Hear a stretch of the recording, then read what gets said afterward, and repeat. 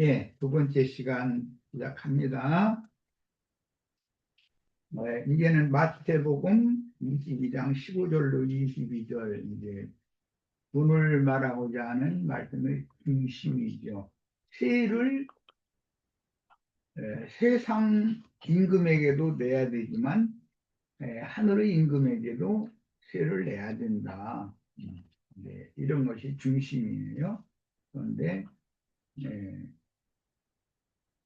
이 세를 내는 이야기는 이미 예시적으로 앞에 포도원 맡은 그 품꾼들은 당연히 5분의 1의 세를 왕에게, 그 토지 주인에게 내도록 돼 있잖아요.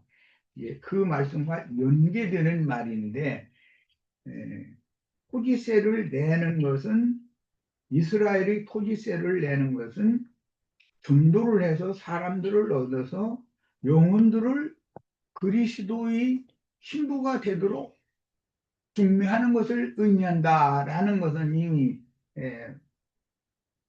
오늘 말씀 시작에 말씀을 나눴어요. 성경의 흐름을 잘 이해하면서 읽어야 된다. 자, 이제부터는 유대인의 유월절 율법을 실현하기 위하여 세상 죄들을 지고 가는 하나님의 어린 양을 검증하여 흠이나 흠이 없는지를 조사하는 과정에 들어가는데, 맨 먼저 검증을 하는 자들은 유대교의 가장 큰 중단인 바리새파, 파라는 것은 파이레시스, 이건 군파 또는 당파, 무슨 당을 짓는다, 이렇게 또는 이단, 뭐 요즘에 세상 속에는 이단 시비를 많이 듣는데 그런 번역을 할 수 있는 용어예요. 이에 마태의 독특한 용법이 이제 이해로 앞에 있었던 혼인 말씀이 이해라는 이 한 단어에 의해서 피해를 내는 것으로 연결한다 이 말이에요. 이게 무슨 말인지 아시겠죠? 혼인 비유는 신부 이야기는 안 나왔었잖아요. 그런데 그 신부가 누구냐면 종들이 새로 바친 하나님 나라의 국세다 이거예요. 그게 세금이다. 그런 말이야. 인간 나라에서는 돈으로 바치지만 하나님의 나라에서는 피로 사신 영혼들을 어린 양의 것이 되도록 중매하는 것을 세를 낸다고 표현을 했다. 이게 이해라는 말로 연결하는 앞단락과 지금 우리가 나눈 이 단락은 전혀 다른 단락이 아니고 연결되고 있다는 걸 알 수가 있는 거죠.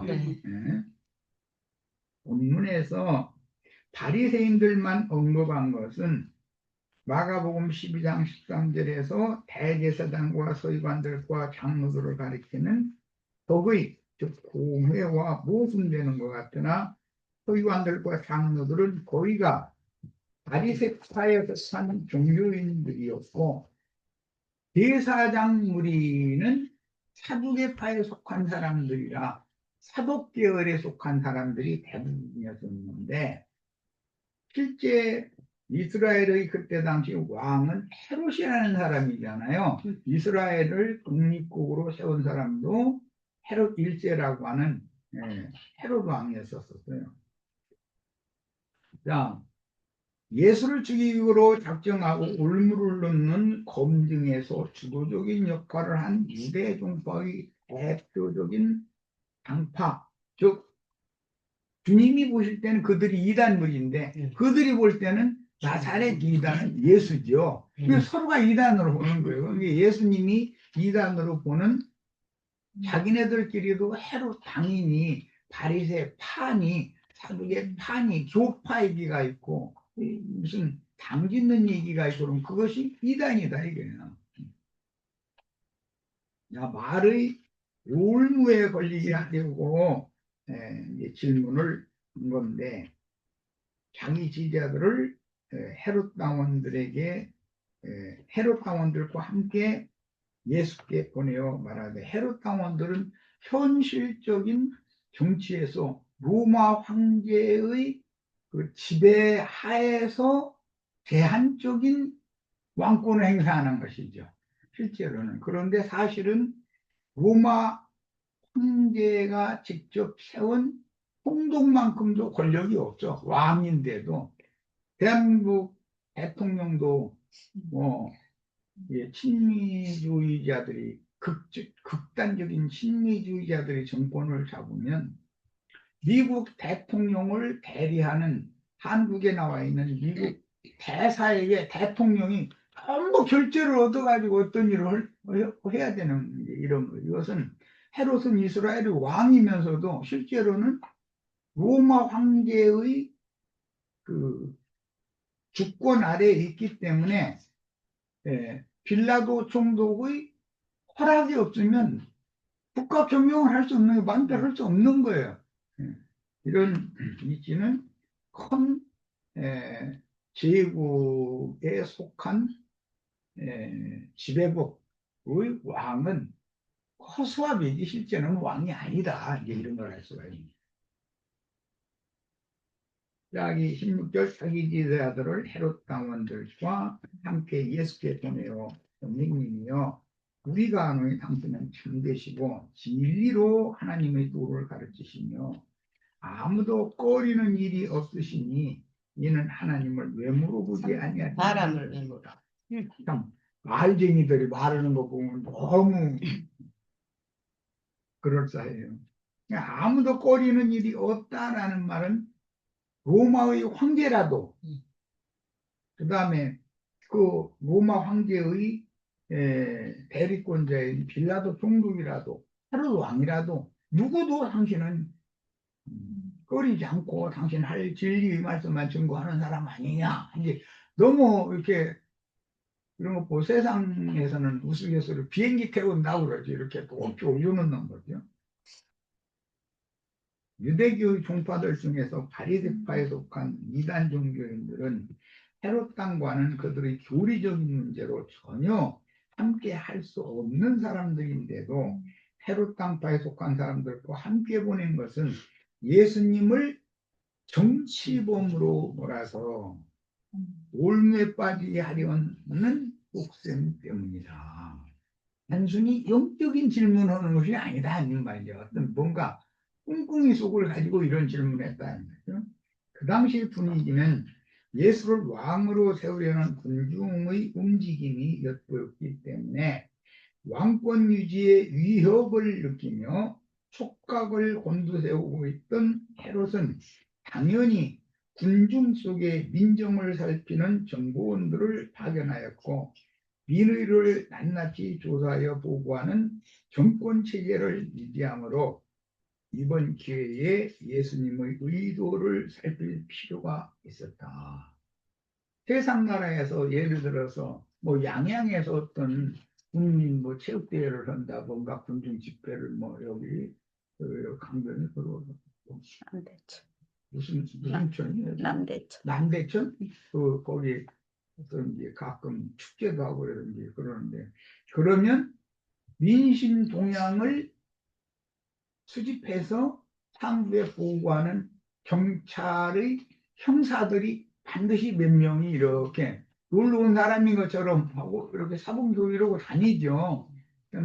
그러니까 괜히 거기에서 정치 얘기 괜히 내놔가지고 이렇게 막 우하고 뭐 이렇게 오면은 즉시로 그 사람들이 무전을 하기 때문에 경찰 특공대가 딱 와가지고 들어가거나 아니면 어떤 폴리스 라인을 딱 구성해가지고 그 사람들이 함부로 이렇게 나라를 어지럽히지 못하도록 그렇게 하지요. 항상 세상 나라의 정치라고 하는 것은 어떤 군중이 모이는 곳에는 반드시 형사들이 거기 오게 마련이다라는 걸 알고 있어야 돼. 그런 것도 모르고서 지 하고 싶은 대로 그냥 되지도 않는 소리를 막 시우려대고 그랬다가는 잘못하면은 경찰서에 가시자고 이렇게 끌려가고 곤욕당해야 될 거 아니겠어. 조심하면서 살아야죠. 예, 그때 당시 종교 지도자들도 첩자들을 항상 많은 무리가 모이는 곳에는 첩자들을 보낸다는 거예요. 뭐 전쟁이 있을 때든지 뭐든지 제일 중요한 것은 첩자들을 보내는 거예요. 그들을 통해서 정보를 얻어야 하니까 대처할 수 있는 거죠.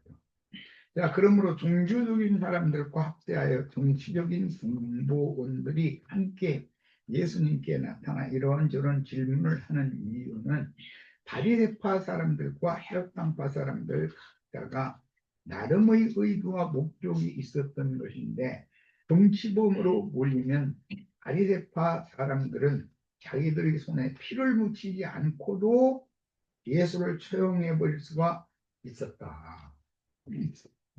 사람들이 누구를 죽일 때 자기가 주도적인 역할을 할 수 있는 그 사람이 두고두고 아무개라는 사람을 중적으로 제거하기 위해서 이렇게 해서 술수를 써서 죽였다. 이게 꼬리표가 끝까지 따라다니잖아요. 또 후손까지도. 그런 모습을 변하기를 원한다. 사람들은 정적을 제거하고는 싶은데 그 사람 내가 했다는 것은 아무도 모르도록 이렇게 하려는 것이 세상 나라의 그런 술수다 이거예요. 그런데 그 똑같은 상황이 이렇게 이제 벌어진 거예요. 자, 누가복음 20장 19절로 20절 서기관들과 대제사장들이 예수 이 비유는 자기들을 가리켜 말씀하시는지 아니고 즉시 잡고자 하되 백성을 두려워하더라. 이에 그들이 엿보다가 예수를 총독의 다스림과 권세 아래 넘기려 하여 총독의 다스림과 권세 아래 예수를 넘기려 했다라는 이 말은 너무너무 중요한 거예요. 예수님은 오직 말씀의 다스림만 받는 분이지 아버지 하나님의 다스림만 받는 분이지 육신의 장막을 입고 이 생에 사신다고 그래서 무슨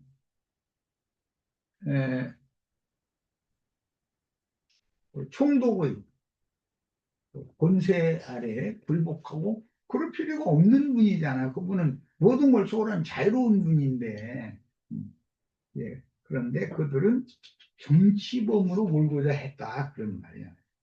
총독의 다스림과 권세 아래에 넘기려고 했다. 정치범으로 몰려는 의도로 예, 사람들을 보내가지고 이런 질문을 하는 거예요. 그런데 이제 6월절 양은 나흘 동안 조사를 하죠. 동서남북 사방에서 검증을 해야 되니까. 그래서 이제 앞으로는 계속해서 예수는 이번 6월절에 죽임당할 수 있는 정결한 하나님의 어린 양인지를 검증하는 말씀이 계속 나오는 거예요. 이제 지금부터는 뭐 부활이 있느냐 없느냐, 부활할 때는 뭐 누구의 뭐 누구의 일곱 남자가 한 여자를 취했으니까 그 여자는 누구의 아내가 되느냐 등등 뭐 전 얘기.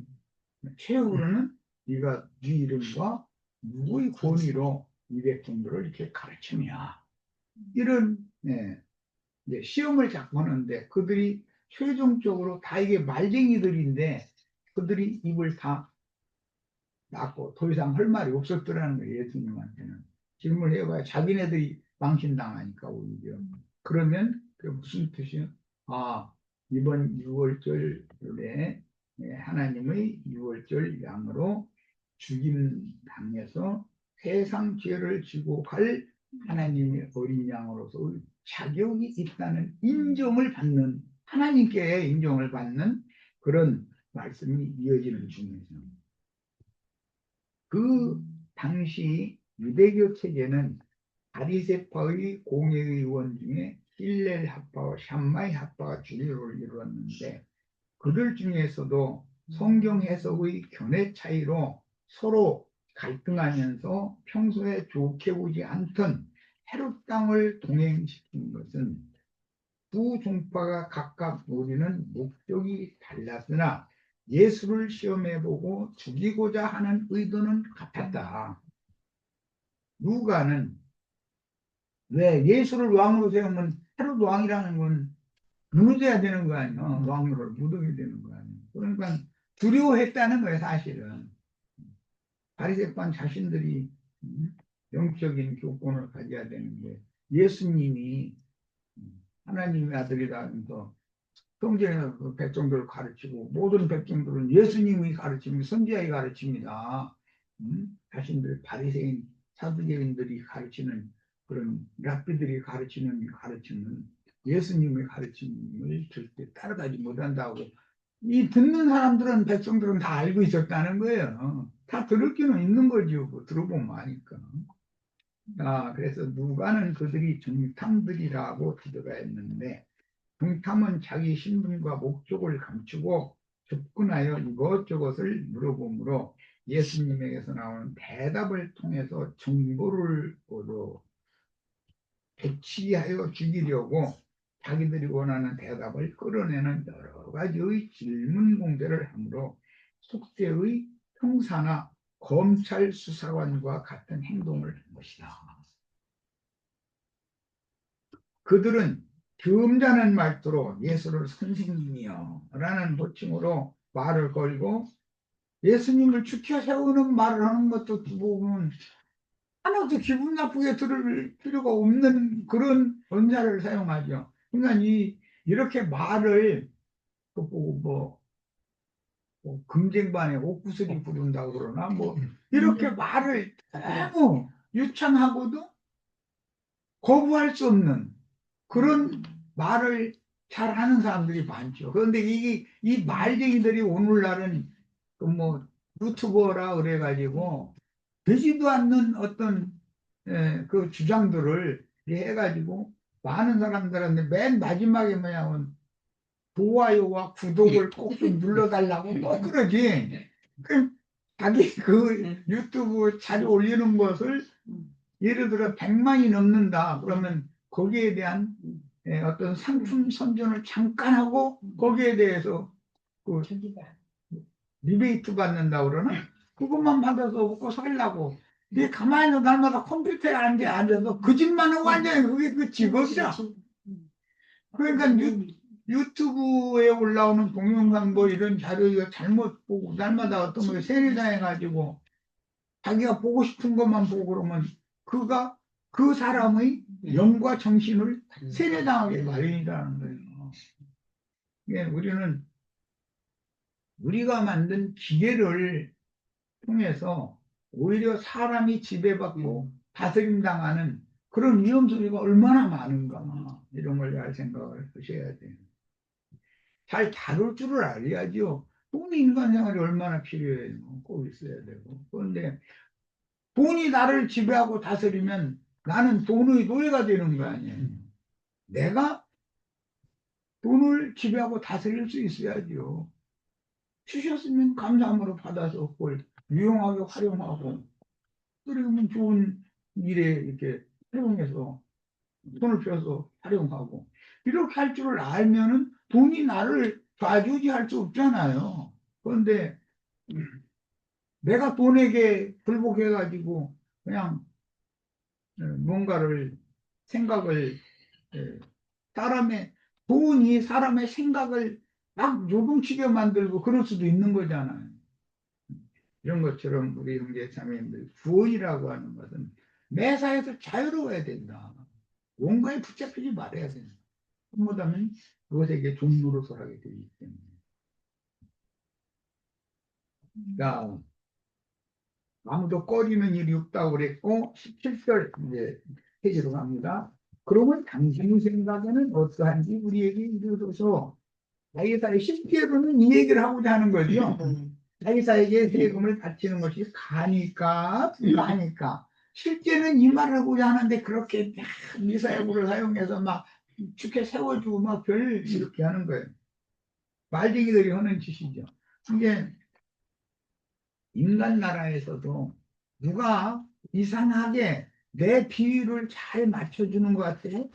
세상 말로 셀살이 친다고 그러는데 여우가 꼬리 흔드는 것처럼 그런 여자든지 그런 남자든지 뭔가가 접근을 하면은 아, 이건 위험 소지가 네. 있는 연놈이다라고 이거 생각을 해야 되는데, 사람은 요 꼬리가 막 이렇게 오고 강아지 꼬리가 꼬리 들어가면서 와서 막 기대고 막 이쁜이다고 그러면은 막을 뺏겨버려, 그것에. 이 인간의 그 연약함이라는 거예요. 그러면 중심을 잃으면 이제 나중에 이제 자기가 낚아챘다고 생각하면은 이제 나중에 지멋대로 올라 휘두르 보이려고 그러죠. 이렇게 하는 것이 마귀의 술수다. 인간 세상에서도 뭐 누구에게 사기를 당하고 또 문제를 이렇게 당하는 경우는 대부분이 자기의 비위를 맞춰주고 자기가 가장 원하던 것을 해주는 사람이 옆에 있으면 그건 위험한 사람이에요. 자, 그 당시 납세 문제는 민감한 문제였으니 갈릴리 지방의 군봉왕 헤롯은 에돔 족속이지만 종교적으로는 유대인이었으므로 이스라엘은 아버지나 어머니 한 사람만 유대인이면 유대인으로 이렇게 등록을 할 수가 있었기 때문에 그에게 세금을 바치는 것은 종교적인 어려움이 없었으나 유대 지방은 아켈라오의 왕위가 폐위되고 황제의 직속령으로 재편성되어 황제가 임명하는 총독이 다스리게 되었습니다. 그러니까 총독이 다스리면 당연히 로마 황제의 치리권 안에 속하게 되는 거죠. 그러면 로마 황제를 위해서 그 로마 황제가 다스리는 그 모든 지구 내 모든 사람들은 로마가 요구하는 세금을 내야 된다 이게. 자기네 나라가 독립국이면 그 세금이 자기 나라에서 그 자기 백성들을 위해서 유용하게 활용이 되지만 우리가 일제에 먹혀 있을 때는 공출을 하고 뭐를 하고 다 그게 국가가 세금이라는 명목으로 다 가져가는 거잖아. 그런데 일본이 전쟁을 수행하기 위해서 그렇게 말하자면 강탈해 가는 거지 그게. 주로 이제 군량미를 대대적으로 필요로 하니까 군산항이나 목포항을 막 이렇게 일본이 돈 들여가지고 그 항구 이렇게 다 만들어 놓고 그때 당시 벌써 큰 배도 접안을 할 수 있도록 항구 시설을 만든 항만 시설 딱 해놓고 거기에 일본 곡물을 실어나려는 배를 접안해가지고 우리나라에서 생산되는 쌀, 뭐 곡식 이런 걸 전부 뺏어가 버리고 우리나라 이제 결국은 이제 그때로부터 우리나라에 그 공이 되면 먹을 것이 떨어지는 거 보고 보릿고개라는 말이 그때부터 나온 거잖아. 그래가지고 만주에서 만주까지 그 일본이 이게 지배를 했으니까 거기서 뭐 무슨 깻묵이라든지 뭐뭐그밀 껍데기 방아 찍고 나서 나락을 찍고 나서 백미가 되기 바로 전에 그겨 오죠. 뭐 이런 거 막 그냥 강탈에다가 그런 거 우리나라 백성들을 그거나 먹게 만들어요. 그걸 시장에서 유통시키니까 쌀은 없으니까 그거라도 사다가 자기들을 먹여 살려야 될 거 아니야. 이렇게 만들었다는 거예요. 이런 것이 로마 황제가 하는 짓이다 이게요. 로마라고 하는 나라는 군대를 유럽 전역에 군대를 파견해 가지고 그 군대로 하여금 점령한 땅이 로마 땅이 되게 그렇게 만들었으니까 얼마나 그 군사 비용이 얼마나 많이 흘러댔겠어요. 아, 세상 나라에서 악한 자가 역사할 때는 항상 그런 일이 있게 마련인 거예요. 이스라엘에서는 바벨론 포로기 때부터 이방 지배자들에게 조공을 바치는 일이 문제가 된 적은 없었으나 포로로 사람들을 끌어가서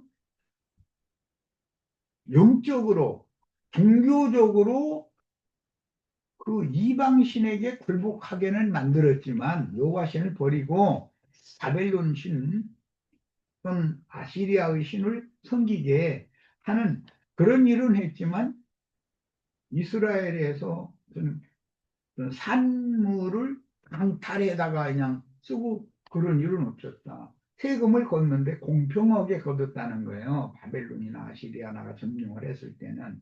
그런데 일본 같은 나라는 뭐 거의 그냥 몰수해 가다시피 이렇게. 그리고 이제 뭐 전쟁 수행을 하다 보면 젊은 피가 끓는 청년들 다 전장에서 이렇게 지내게 하다 보니까 잘못하면 상관한테 반항하고 덤비고 이제 이렇게 되면 전쟁 수행이 안 되잖아. 스트레스가 쌓이는 그렇게 되니까. 그러니까는 중국에서도 그 여자들을 모집을 해다가 군부대 주위에 이게 서창가를 만들어 놓은 거죠. 또 우리나라 사람들도 그 교수 양반집 교수들 전부 다 해서 이렇게 끌어다가 그렇게 했는데 최근에 또 나 유튜브에서 본 어떤 걸 자료를 하나 보니까 그거 다 자기가 돈 벌려고 자원해서 간 것이다 이렇게 또 사람도 있대 또. 그런 걸 보면 이 민족의 자존감 이런 것이 없는 사람들이죠. 물론 그런 사람들도 개중 사람들이 있을 수가 있었겠죠.